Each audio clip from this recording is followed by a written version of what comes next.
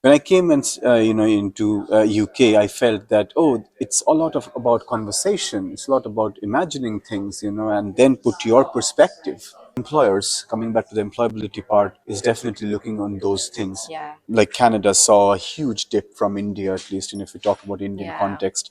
But there are other destinations like, Ireland, Finland, Germany. Central Asian countries are getting a lot of traction now. Yeah, interesting. Georgia, Kazakhstan, Kyrgyzstan, students, my only suggestion will remain that be informed. Both of them have their own advantages. It's exposure for sure. So I think the message there is Yeah, do your research, yeah. make sure that you are lining up for the best. Good morning. Welcome to our latest edition of Education Keeping It Real, brought to you by Youth United Council of India. I'm Lotty Hill, your Director of International Partnerships, and I'm delighted to be joined today by Aritra Ghosal, who is the CEO of a company called OneStep Global. And OneStep Global helps international universities grow their student mobility, transnational education, and in-country delivery across multiple countries in Asia. And we're here in central London today, and we're going to be talking about all aspects of international education. So if you are an Indian student considering going abroad for your studies, we will be shedding some light on some of the things that you might want to think about as you navigate this journey and make your decisions. So without further ado, let's get into the questions. And I am going to start by asking you a very straightforward question, which is, what can Indian students get from an international education that they can't get from an Indian education? Yeah. So firstly, thank you very much, Lottie, for inviting me to do this with you. And coming down on a Saturday, to meet me and do this. So thank you very much. I think to answer your question, I've been an international student myself, and I can tell you from my own experience. I came to study in this country. I think the global exposure, the ability to think and act independently, because you're outside of your home, and the culture in the West is not that much of hand-holding. Back home, it is very hand-holding. Like generally we don't even leave our parents' house till I don't know 30 maybe, but here it's different. So I think that's the second thing. And the third part is that you get better in imagining, Yeah. because the Western education is a lot about what you think, what you feel. It's not about that an academic comes in and starts writing on the blackboard and says that, okay, here you go, take notes. I'm not saying that every Indian institution or every Indian university works like that. A majority of them, when I studied, it was like that. That we kind of went to the classroom. There will be someone kind of coming in and writing things on the board or asking us, and then we go back and do the same thing in the examination. When I came and into UK, I felt that it's a lot of about conversation. It's a lot about imagining things, and then put your perspective. Yeah. I think, if to wrap up, it's exposure for sure. You Yeah. see a lot more nationalities and study with a lot more people. The second thing is the independence to act, to think, to be yourself. And the third is your perspective, so which is very important for your employment going forward, that who you are and what you bring on the table is extremely important as someone when you go to work in the corporate sector. Yeah. So these are the three things. That's great. Yeah. So it's really important to say we're not saying that you can't get a great experience inside India, that the universities are fantastic, but it's what else that experience of the travel and the living outside can also give to you for your own personal development. Yeah, absolutely. Yeah, great. I think we all know, even those that have not been abroad or thinking about it, that obviously if you do go to study in another country, it does come with many challenges. So the biggest one probably is the high cost. You will also have the great situation of having to literally move your whole life from your home to another country that maybe you've not visited before. It's speaking a different language, and you won't necessarily, especially in the early period, have that close support network that you would have at home for your family and friends. So in your opinion, although there are these many significant challenges, do the benefits of studying abroad still outweigh those challenges? Yeah, I think, just to give you some facts here, there are close to 6 million international students studying across the world. And in most of the recent surveys, you will find that 80 to 90% students come out with that this is the best decision that I have taken or they have Really? taken. The reason for that is basically, and going back to the first point actually, that they become global citizens. Yeah. So they are more employable Yeah. in a multinational environment than someone who is just studying in, say, India or China or Korea or wherever, in one country, one dimension. So that's one. The second thing is that, and this is from my own personal experience, you quickly grow up. Yeah. Not a lot of people think about these things or tell about these things, that you have to cook, you have to go and do your every little things, that life skills, Yeah. to do your taxation, understand what is a national insurance, what is it, how to open a bank account, and you're barely 18 or 19, right? So I think the world now is talking about life skills more. Yeah. Like, we used to do mathematics of time and distance. Okay, where is time and distance, apart from some Yeah. train stations, that's not going to affect. But do you know how to cook? Yeah. Do you know how to pick up a language? Yeah. Or do you know how you can adapt to a culture? Yeah. So I think employers, coming back to the employability part, is definitely looking on those things. Yeah. So they are better employable. In our company, we've got like what, 160 people, and there will be close to 50, 60 of them who have studied abroad. Yeah. And we are a very small company. Yeah. But still, in that small sphere, we have 50 or 60 people, Yeah. who have studied abroad and are working. And I think that, overall, if you see that the stats, and I'm just going to find out this, I wrote down somewhere that, it just becomes easier to be employable and also to seek a bit higher employment remuneration. So 15 to 20% Yeah. is higher than what you would have gotten if you would have studied there. So I think, to sum it up, there are challenges: cost, different language, different climate, different people, leaving your home, you're starting a new life, huge, right? But if you can overcome them, and if you can rather take it in the right stride, Yeah. and the things that you will have for your life is that you will be much more resilient, Yeah. you will be much better in life skills, and culturally adaptable to a very globalized world, Yeah. which then makes you a very enviable resource for a corporation. So I think it will definitely outweigh. I was, just to kind of conclude this part, that I was a very shy individual. I had I'm not saying that I had any problems in speaking, but I was very, very shy. I won't talk, I won't speak. And now I'm in a job of public speaking, and I will give 100% credit to my education and my life in the UK.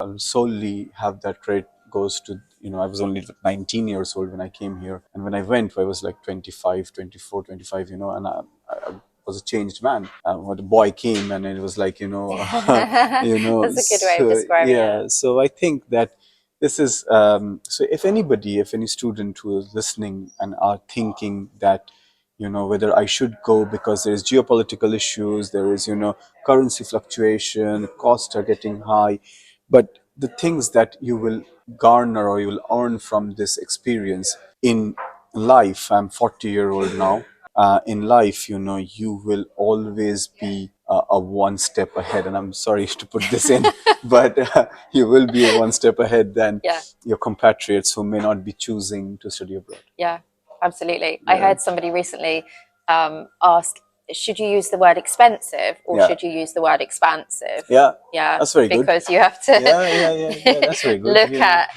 not just the cost, but actually the value that's attached to that and what that can create for you. So I thought that was quite an That's very nice. an interesting way to look at it. So your company, OneStep Global, currently represents about 40 universities, is that correct? Who are across several continents. So my next question is, what trends are you observing in terms of where students are choosing to study internationally? So, the big four destinations, as we say, USA, UK, Canada, and Australia, in terms of sheer numbers, good way ahead.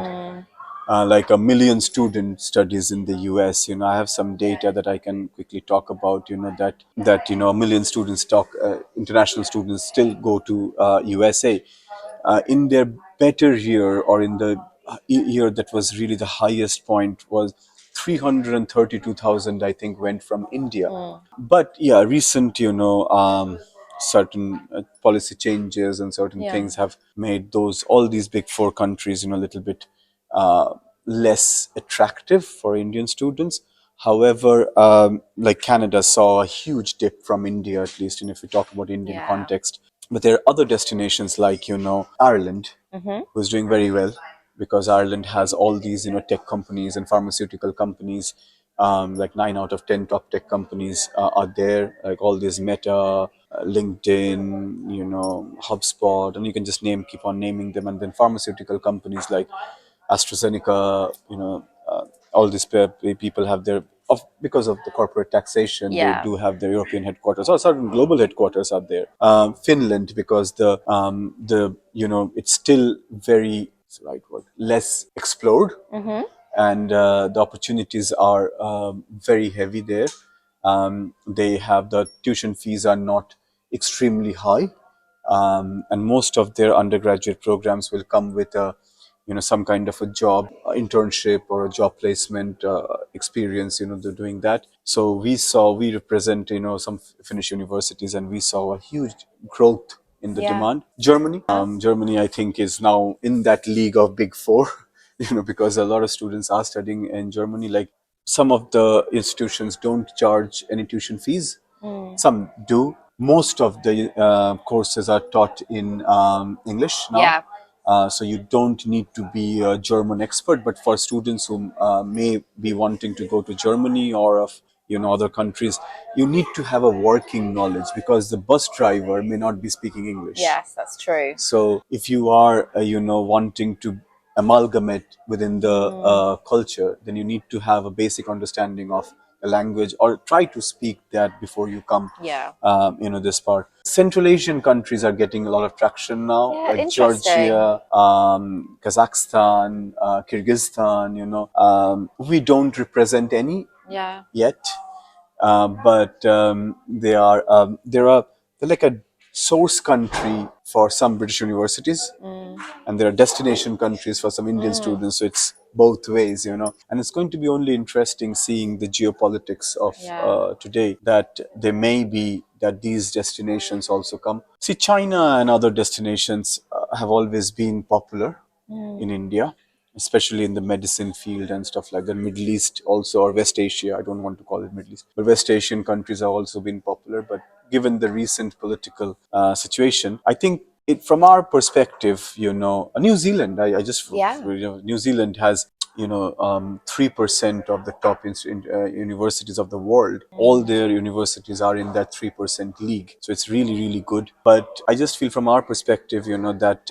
for the students, for newer destinations which are not tried and tested, or has got not a lot of students, do your research better. Don't just listen to your friend or your whoever you're talking to and say, oh, that is great, go there. Because do your research even 2x than what you would have done for kind of a more mainline destination. So I think that it's all great countries: Ireland, New Zealand, Germany, Finland, Switzerland. But at the same time, the Central Asian countries are also coming up big way.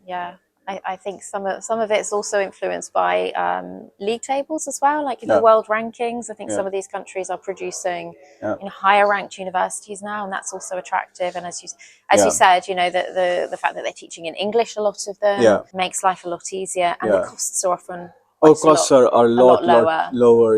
And scholarships are there, work placements are there, internship opportunities, work placements are there. Then also the living expenses. Look at London. If you have to live in London, I've lived a certain part of my life in this city. It's expensive, because it is one of the best cities in the world, if not the best. It's my favorite city, actually. So if we talk about, see, the European destinations, on the living expenses may not be like, I'm not saying that Zurich is going to be absolutely cheap. It's not. So, Yeah. but then still the tuition fees are much lower, and yeah, these alternate destinations are coming up. But to kind of, the big four destinations ain't going anywhere, Yeah. because the reason for this is very simple. They understand the ecosystem. They know it's not only about a ranking or a course or a curriculum, or this. There's a lot of other things that go on behind the curtains to have one international student to come down to your campus. And these universities know that, for from accommodation to banking to currency to, part-time jobs, all these other things that are very, very important for a student journey. So the big four destinations are, we see these kind of dips, and then again you kind of go. Yeah. But the big four destinations will still remain very popular in Yeah. India. I'm sure. Yeah, I'm yeah, sure. yeah. Speaking of those big Yeah. destinations, we talk about them as a collective sometimes. They share the same language. In terms of culture, as there's relative similarities between those countries, but actually, in terms of universities, there's actually some quite big differences, aren't there? In terms of like lengths of courses, campus style, what your student experience will be like. I don't know if you've got any thoughts to share on that for students who maybe at the beginning of their journeys and not appreciate the fact that there are differences, and your whole student life will be very different depending on, for example, whether you went to the US or the UK. What are your Yeah, no, that's thoughts? a very good question. I think let's take USA and UK Yeah. top two, in this. I think the US campuses are very like a campus, like it's a little, mostly it's the bigger universities are mostly outside of the city, campus thing. You kind of get a more, that is the experience that you get, right? However, in the UK, the city becomes your campus.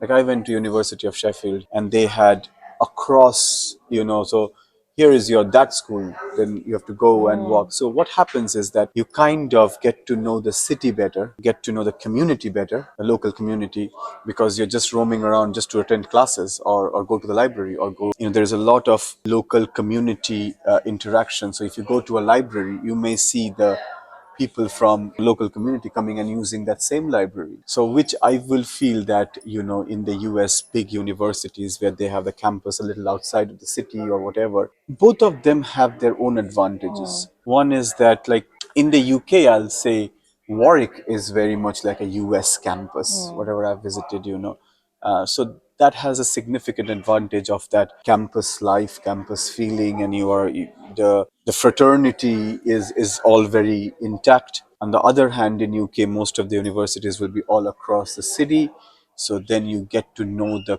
local community better, the local city better. So I will say that it is up to the student on choosing and what is the kind of experience that you are looking for. As a student, I wanted this to be a bit more inclusive within the local community. My sister wanted to go to US, Yeah. and she was like, "No, I want that campus. I want, to drive to the city, and like whatever 20 miles or 30 miles away from the city, so I think it depends on the student, but Yeah. this is one difference that I've seen. The rest, as you said correctly, that there are a lot of commonalities: USA, UK, Canada, Australia, similar language, won't say very similar culture, but very, there are some identical culture. In Canada, you will have a lot more Indian diaspora. The Indian diaspora is heavily there. In Australia, like, we have got some massive universities from Australia that we represent. Australia is much more, relaxed, chilled out. Yeah. They're fun loving. That kind. So I think Great weather as great well. weather. Yeah, yeah, great weather. Not Can't like always say that for the not UK. like on the 28th of March it's still raining, and it's 2 degrees in the morning. So Yeah. I will feel that in the UK, I feel that the main thing that UK still remains a hugely popular destination among Indian students is that we have grown up in a culture, in a curriculum, in an education system which is very similar to the UK's education system. So for us as Indian students, it is not extremely difficult to come and, kind of acclimatize yourself. So I think, just to wrap this or conclude, that big four destinations They have some commonalities, Yeah. but they have some little nuanced differences also. As a student, I will want to say something to the students, okay? Yeah, yeah. As sometimes what we do is we choose the country first, then we choose the institution, and then we choose the program. I think that's a very wrong way of doing things. So first, if you are a student and if you're listening to this, first choose the program Yeah. that you are good at or you're interested in, or you think that this is something that is your calling. Then you choose the institution which is particularly strong at that program. Like, if you are going to a Harvard or, I don't know, Stanford, then they may be good at everything. Yeah. But if you are going to one particular university, every university has a strong, concentration or point. And then you choose the country after that. And the choice of the country will also depend on your choice of the university and and also the opportunities in that country. Like if you want to study, say culinary arts, don't Yeah. go to Germany. No disrespect to German food, but go to France. Yeah. That's where Yeah, yeah. you will learn. But Yeah. if you want to study automobile engineering, Germany is great. Yes. So you also have to choose from an opportunity point of view of the country. I think a lot of Indian students first they choose, I want to go to Germany. And I'm like, so this is the wrong way of doing the Yeah. thing. That's a So really yeah, interesting way yeah. of looking at it. Reverse the model. Yeah. Yeah, absolutely. Because as you said, it's not just the specialisms of the, in the academic field, Yeah. it's what work experience opportunities Yeah. there are going to Yeah. be, who your mentors could be, Yeah. what that can mean for your future career. Yeah. Which brings me on neatly to my next point. Okay. So, a big factor, I think, in the decision of whether to study abroad is around what job opportunities and where your career might take you. And I think previously, and in for many years, I think there has been an expectation that if I study in X country, I should be expecting to get a job in that country. Sure. Now, I think things are changing slightly, Yeah. and it's not just about job opportunities, but in terms of immigration regulations, Yeah.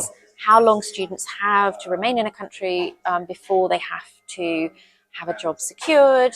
Yeah. There are lots of factors now, which means that it's not a given Yeah. that just because you've obtained a degree, say from the UK or the US, that you will go on to work there. Yeah. So my question is to you, firstly, is that something that you would concur with? Yeah. And if it is, how much are the universities preparing students for a more global Yeah. work experience? What are they doing with this expectation that they may not be able to get students into employment in Yeah. their own countries? No, this is a very important question. I think from a student's point, because I know that there will be a lot of students who will be listening to this. From a student's perspective, get skilled. Yeah. If you want to get employed, then you need to get skilled at a level which the employers are looking for. Gone are those days that you are master of one. Be a jack of all trades. Yeah.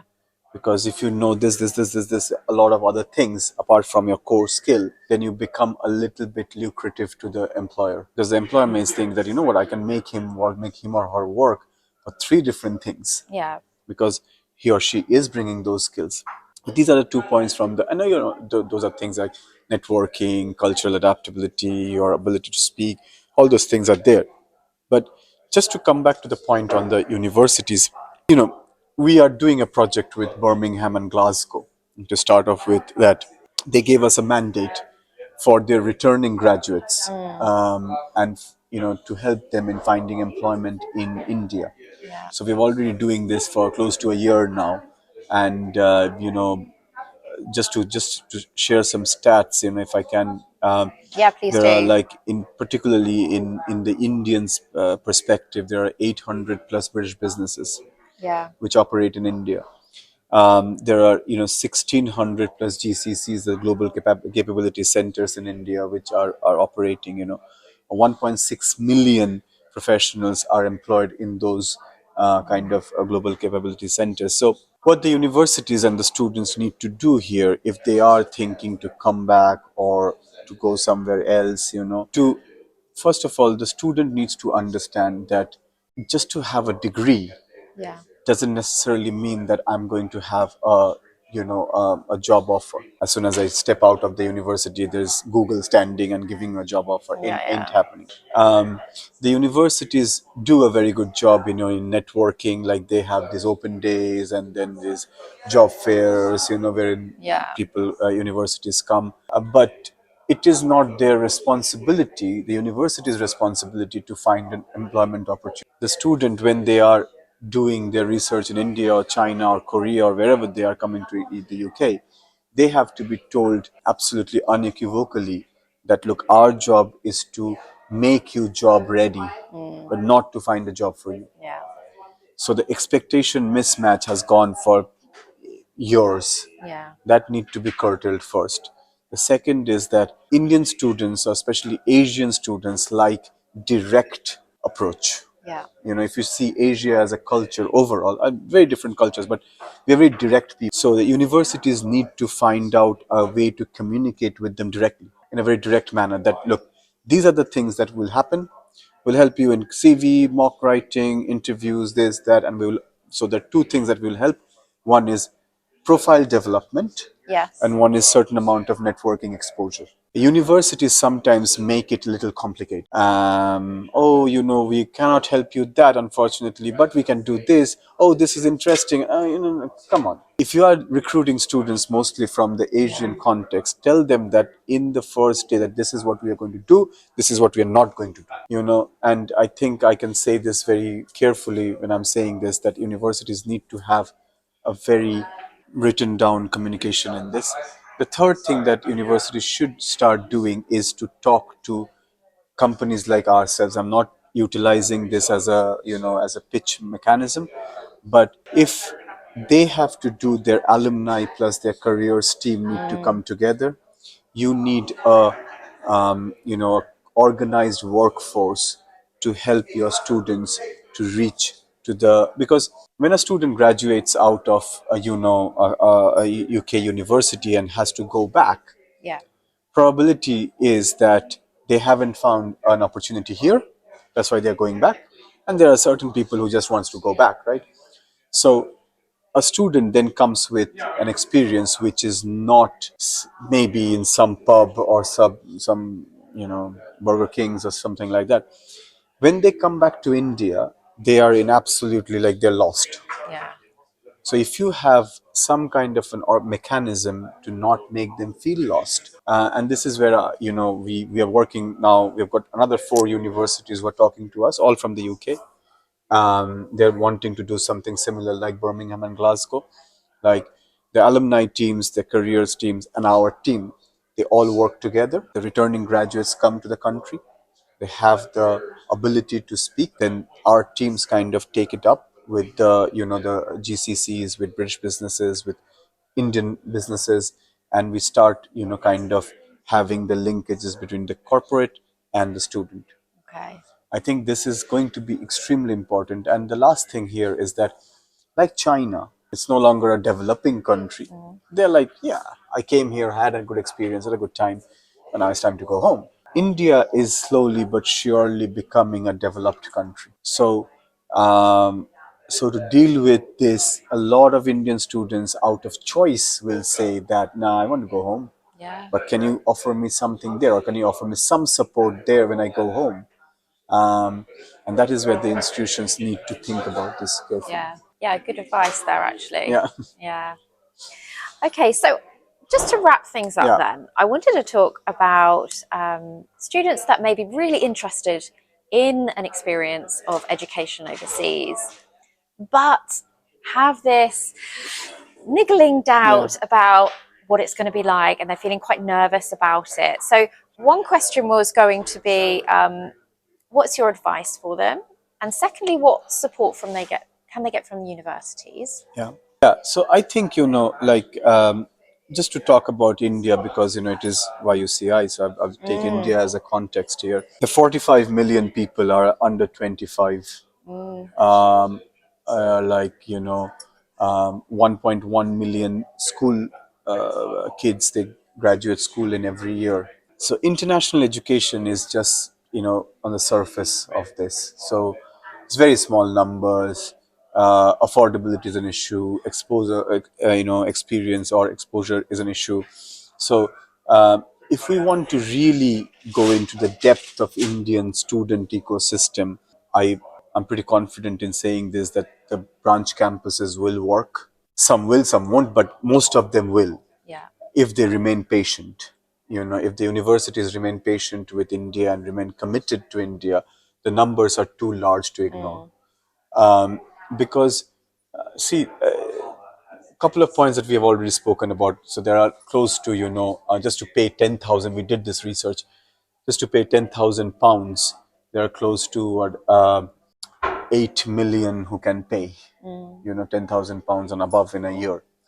So affordability is one thing, but affordability slowly is changing. So there are graduates who can afford Yeah. a British education in India. Second point is that geopolitics, a lot of times, especially in the undergraduate space, like you're mother to two kids, I'm a Yeah. father to a one child, so if we have to now think about, oh my God, don't go and go there. I took a flight and my wife was like getting very scared because of all this going on. Yeah. So if this continuously goes on, then a lot of parents will say, you know what, there is a great university, a top 100 university just around the 1 mile away from my home. Go and study there. You wanted an UK education, they're offering you one here. Yeah. And then the as I said, it is getting a developed country. A lot of young, Gen Zs or Gen Alpha, whatever they're called, they sincerely don't want to go. They're like, I'm okay here. I have to go and wash dishes there. I have to go and cook.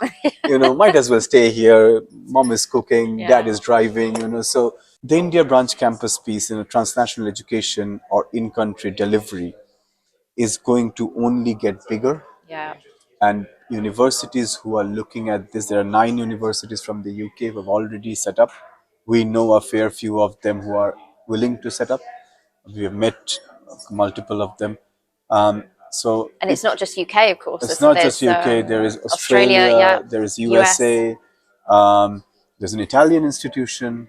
So who knows? Like in Italy, and there's a fashion institution in Maragoni. So I just feel kind of that this is going to be a big thing. And there is always a debate about, like, oh, then will they not come to the, branch campus, sorry, the home campus? Are we cannibalizing our own student?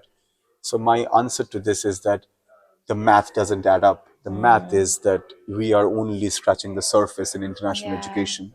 So we will still have students come down to our home campuses, but there's a huge, wide number of students that we can reach out if we do those branch campuses. And PG level students are mostly coming here for the immigration opportunities. Yeah. They never, from 2012 to 2019, Indian students did not choose UK as a top destination because there was no stay back. So now there is a stay back. So PG level students will be more inclined. UG students will definitely look into the branch campuses. Overall, as we started the conversation, Lottie, that we need to remain a bit more transparent to each other, Yeah. because these are not Excel sheets or number on Excel sheets or spreadsheets. These are someone's children, someone's brother, someone's hard-earned money that Yeah. they are putting. So we have, and I'm saying that from a university, service provider, organizations, we have a bigger responsibility. And the student also has a responsibility. As an ex-international student, I will say that they also have a responsibility towards doing their research properly, towards asking the right questions, asking the right people, and not go on with, because they go to Reddit now. It's like no, everybody can go on and write on Reddit. Yeah. If you believe in that, whatever you're reading on Reddit, then you're just making a wrong choice. Yeah. So I think the opportunity lies ahead. We have a great opportunity for the world, but we have to remain a little bit more responsible with this opportunity. Yeah. So I think the message there is Yeah, do your research, yeah, make sure that you are lining up for the best opportunity that suits you, and yeah, that every individual will have a different need and a different desire and a different outcome. yeah. and be realistic Yeah. as well about Yeah. what the experience will give you, and do your own calculations about what you will gain in value as Yeah. well, not just looking at immediate costs, but what Yeah. you can do with that Yeah. at the end. So I Yeah. think those are all really important messages. Yeah, I think whoever is listening to this podcast, I'm a product of international education, Yeah.